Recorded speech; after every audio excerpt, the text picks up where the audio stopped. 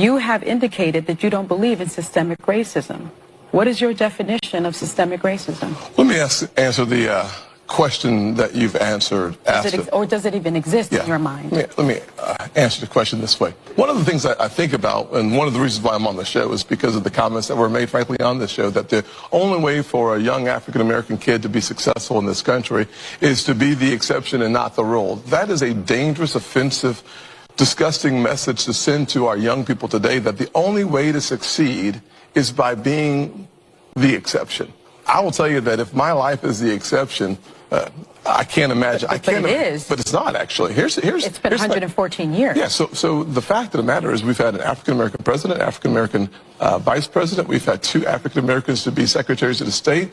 In my home city, the police chief is an African-American who's now running for mayor. The head of the highway patrol for South Carolina is an African-American. Still exceptions. In 1975, there was about 15% employment in the African-American community. For the first time in the history of the country, it's under 5%. 40% homelessness. And 50% of the folks in our community get 13% of the population. You had the chance to ask the question. I know that I've watched you on the show that you like people to be deferential and respectful, so I'm going to do the same thing. True. So here's what I'm going to suggest. I'm going to suggest the fact of the matter is that progress in America is palpable. It can be measured in generations.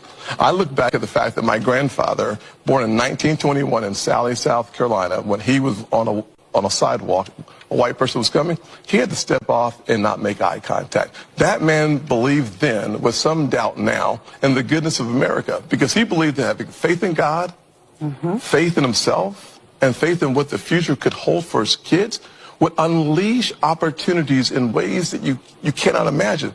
Every kid today can look, just change the stations and see how much progress has been made in this country.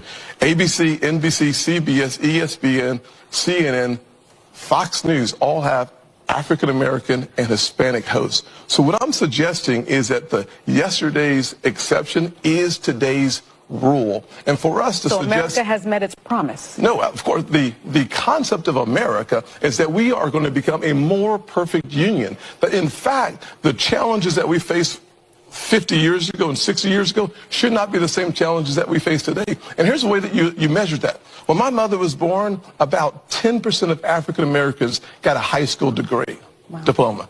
Today, it's over 90%. When you look at the income, success that we've had... That's an HBCU stat. Well, listen, HBCU stat is a good one, because one of the reasons why I took the funding for HBCUs to the highest level in the history of the country, and then I helped make it permanent, is because I believe that education is the closest thing to magic in America. So I'm about making sure that our kids have as many opportunities to succeed as possible. It's one of the reasons why... I need an opportunity to succeed, because I have to go to... They're begging.